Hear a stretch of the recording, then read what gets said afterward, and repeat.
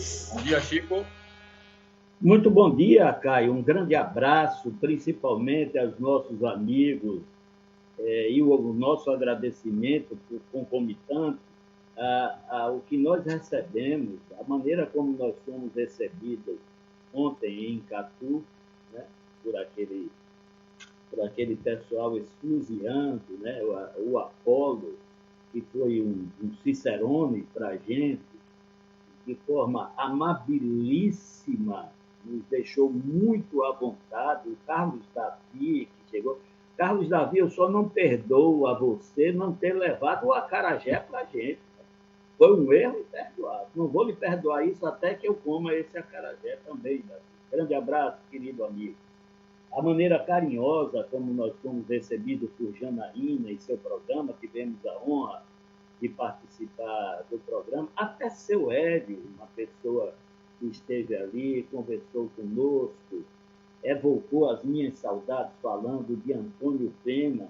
Foi uma delícia ter ido a Catu, participado, ver a humanidade que está impregnada ali em todos ao tratar de assuntos, às vezes, tão problemáticos como é a vida humana. Enfim, foi muito bom e um aprendizado para mim também ter ido a Catu. Por isso, começo mandando um abraço carinhoso, afetuoso a todos que tiveram aquele trabalhão de nos deixar à vontade e contentes em Catu. Caio, eu começo aqui revelando a minha satisfação, porque hoje eu tinha preparado dois artigos sobre educação. Falaria hoje, assim como espero fazê-lo, e o outro eu complementaria na próxima segunda-feira com as conclusões e talvez apropriações que a gente tivesse que fazer do plano mundial aqui em nosso município, como sugestões ao poder público municipal. E vejo em tão boa hora que você anuncia a vinda do nosso secretário aqui no nosso programa, o que será ainda melhor, porque estando o secretário junto com o prefeito na meca educacional brasileira, que é o Ceará, que realmente se destacou desde o governo dos irmãos Gomes e conseguiu adiantar o Ceará. Talvez o termo melhor não fosse adiantar, seria adultar o Ceará, já que a maioria do nosso país adultera-se na educação. Então, eu não acho um melhor lugar para Alagoinhas ir buscar exemplos e trazê-los para a nossa realidade, porque certamente a gente vive uma crise muito forte no setor educacional. Então, o texto preparado hoje serve como introito para que na próxima segunda-feira a gente consolide esse pensamento com a presença do Gustavo Carmo, aqui espero desfazendo algumas dúvidas que tenhamos e alicerçando as nossas esperanças que teremos um futuro melhor, porque a educação, como todos sabem, é emancipadora e pode catapultar não só as nossas esperanças, como também as condições econômico-financeiras do nosso município, através da formação de jovens e novos líderes para nos guiar nessa íngreme subida rumo ao desenvolvimento. Dito isto, eu gostaria de considerar que estamos entre os países com pior colocação no ranking internacional de educação. Não sou eu que estou dizendo isso, o PISA já fala isso aí a todo tempo, dá número. E nós deveríamos buscar inspiração exatamente em quem pode nos mostrar, através do seu próprio exemplo, da implantação que fizeram no país, de que maneira contornar essa situação. A Coreia do Sul, por exemplo, que foi um país completamente arrasado após a Segunda Guerra e a Guerra das Coreias, e reconstruiu-se, destacando-se como um dos países de melhor educação do mundo. Qual foi o segredo da Coreia do Sul para desenvolver tanto a sua educação? Aos 35 anos atrás, amigos, os sul-coreanos eram mais pobres do que nós, brasileiros. Hoje eles são mais de 3 vezes ricos do que a gente. Grande parte desse salto é explicado pelo imenso desenvolvimento educacional que foi iniciado décadas atrás. Diferente do Brasil, a prioridade de investimento dos sul-coreanos é na educação básica. É onde reside todo esse segredo, é na formação, ali na tenra idade, quando as sinapses, né, essas ligações cerebrais, estão ali aflorando, você desperta isso para o aprendizado. E esse e essa se constitui, portanto, uma grande diferença na prioridade de investimentos no Brasil, porque lá é na educação básica. Aqui, a gente gasta 3,7 vezes mais com o aluno do ensino superior do que com o aluno do ensino básico. Veja aí. Porque aluno rico, Chico, Universidade Federal. Sem dúvida, cara. É o filho do rico que vai estudar. Pois é, a gente precisa inverter essa lógica. A média dos países desenvolvidos, nesse mesmo caso nosso, que é de 3,7, é de 1,7 a média. Na Coreia é só 1,5. Né? E o que mostra a diferença desse foco, na hora de investir na educação, veja como eles focam diferentemente da gente. Outra diferença, Caio, Gomes, ouvintes, está no orçamento das escolas do ensino médio. 20% do orçamento das escolas públicas, eu disse, são pagas pelos pais dos alunos. Nas universidades, são cobradas anuidades, inclusive nas públicas. No entanto, alunos de baixa renda são totalmente subsidiados pelo governo. Veja bem como é o foco lá, presta atenção.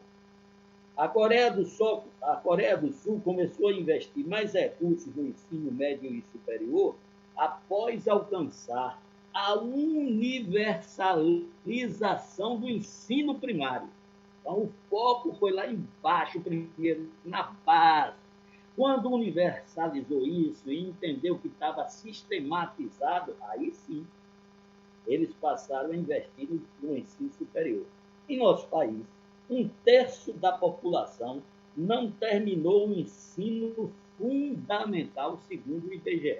Veja a grande diferença. Agora, Chico, o problema brasileiro, e aí eu tenho que abrir um parênteses, não é falta de escola. Vagas tem. Ninguém hoje que procure a Secretaria da Educação, as secretarias municipais, vai ficar sem encontrar uma vaga. Agora, a evasão escolar é o grande problema. As pessoas, há uma evasão muito grande do Fundamental ao Fundamental 2 e do Fundamental 2 ao ensino médio. Né? O caminho aí é que encontra um gargalo. Principalmente, Chico, a questão econômica. O Brasil é um país de pessoas pobres. E que você tem que escolher entre estudar ou ajudar a família em casa a sobreviver. O grande problema é esse, do Brasil. Na verdade, não é nem você que tem que escolher. Na verdade, na maioria das vezes, Caio, quem escolhe isso é o pai. Também. Né? Porque não pode prescindir da mão de obra do filho. É um problema socioeducacional que a gente precisa refletir sobre isso e só quem pode resolver é o governo, cara, sem dúvida nenhuma. Né? Aí é o que nós estamos falando, de direcionar o nosso investimento para o que seja melhor. Eu acho que a maior força do mundo que existe reside na fé. Na minha opinião, a fé é a maior força que existe no mundo. Mas eu não entendo e jamais entenderei que você cobre fé de uma pessoa com a barriga roncando. Isso. Eu não consigo entender que você afume, ela toma conta disso tudo. Então, esses países, esses estados, desculpe, nordestinos, precisam ter um olhar diferenciado se nós quisermos ter um país diferente. Outros países passaram por situações semelhantes e a gente... Mas não é só nisso, Paulo. Veja bem, enquanto os professores brasileiros de maior formação e salários mais altos estão no ensino superior, os coreanos investiram na capacitação técnica de seus professores, planos de carreira e altos salários na educação básica, diferentemente dos nossos objetivos. A valorização dos professores atrai bons profissionais e eleva o nível de ensino ofertado. Um dos resultados alcançados por lá foi um índice de evasão praticamente inexistente e jovens chegando na universidade e no mercado de trabalho com uma excelente base educacional. Já no Brasil, com uma escola ruim que não garante oportunidade, a evasão é alta. 52% dos jovens entre 19 e 25 anos deixam de estudar. Grupos externos formados pelas secretarias de educação avaliam as escolas coreanas e os resultados são divulgados publicamente. Não fica apenas ali nos muros de quem faz o estudo. Divulga para que a população tome conhecimento e cobre e ajude, se for o caso. A partir daí, as melhores escolas são recompensadas com um bônus, veja bem, e as com desempenho abaixo do esperado recebem aconselhamento para melhorar. Os melhores professores também são reconhecidos e recompensados. Hoje, a Coreia do Sul é um dos países com melhores índices de desenvolvimento humano e a educação é referência em todo o mundo. O foco na educação básica, a valorização dos professores, das instituições de ensino e um projeto com visão de longo prazo foram os principais pilares para o país alcançar os resultados que tem hoje. A educação, eu não tenho dúvida, Caio Pimenta, embora não santa, mas opera milagres. Com certeza. A gente tem que mudar. Eu sempre digo, viu, Gomes, que a gente precisa eliminar esses teóricos, né? Essa turma aí que diz que é estudioso, que não sei o quê, e colocar a gente com sensibilidade. Gente que viveu na escola pública, gente que conviveu. Tem que ouvir os professores que labutam diariamente na escola pública. Tem que conversar com aluno de escola pública. Quais são os interesses, quais são as prioridades dele. Fazer um diagnóstico. E as dificuldades que tem, né, cara? Claro.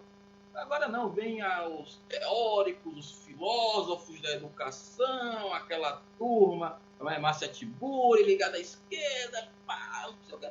Um bocado de falácia, que o cara que está com fome, o cara que tem que ajudar o pai, está um pouco se lixando a currículo nacional, básico, comum. O cara quer saber o seguinte, sim, como é que eu vou me sustentar no fim do mês? A gente tem que ter incentivo nisso aí. Primeiro, atacar a fome do povo. Ninguém estuda, e aí eu tenho que relembrar, né, o projeto, e você veja como é o Brasil. O Brasil é um país do já teve, do já foi, do já existiu. O governo Collor teve a proeza e a dignidade de copiar um dos modelos educacionais mais elogiosos que a gente pode ter na história, que foram os CIEPs do Brizola. O Brizola, quando governador, 80% do orçamento do estado do Rio de Janeiro ia para a educação. Chamaram de louco. Esqueceu a segurança, esqueceu a saúde, esqueceu... Os CIEPs tinham a estrutura de acompanhamento do aluno. Era comida, era escola, era posto de saúde, era tudo. O Brizola quis resolver o problema da educação, chamando para dentro da escola as pessoas para resolver suas necessidades básicas. Então, ela tinha a escola como parceira. O Collor teve a decência de iniciar os SIACs,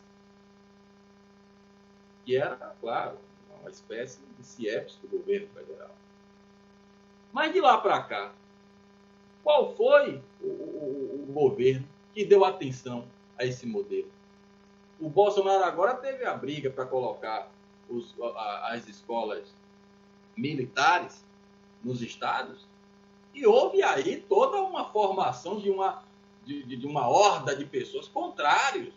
São escolas, Gomes e Chico, que têm os melhores índices educacionais do país, pelo seu regime, né, pela sua forma, pela qualidade de seus profissionais e também, claro, pela formação e pelo incentivo que o próprio governo federal, em termos de salário e tal, dá para os professores dessas escolas. As escolas militares da Bahia, por exemplo, da Polícia Militar, são as mais concorridas do Estado. Quer dizer, nós hoje temos aqui na Bahia, Gomes e Chico, 2 tipos de escolas.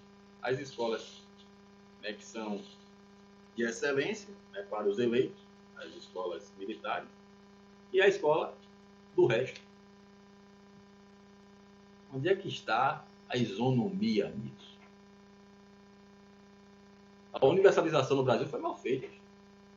Você fala da universalização da Coreia, o Brasil fez a universalização de criar salas. Mas os investimentos não aumentaram na mesma proporção. Então, tudo bem, vamos universalizar, vamos criar escola, vamos... E aí tem aí déficit de professores, a falta de incentivo. Ninguém quer ser professor. Até quem é professor não quer que o filho seja, para não sofrer o que ele sofre. Isso é um absurdo. Isso é um absurdo. Então, assim, não precisa ser um fardo para a pessoa ser professor. Eu vi professores em minha trajetória, chegou a ter AVC, chegou a ter... Aliás, é muito difícil você ver um professor depois de 20, 25 anos de sala de aula sem ter um problema de saúde. Pressão alta, algum problema de estresse. Essa é a realidade brasileira. E que ninguém tem a coragem de debater com seriedade. Mas a gente vai puxar esse assunto aí, viu? Se ninguém quer discutir, a gente quer. A gente se interessa pelo desenvolvimento do nosso país, pela melhora do povo. A verdade é essa.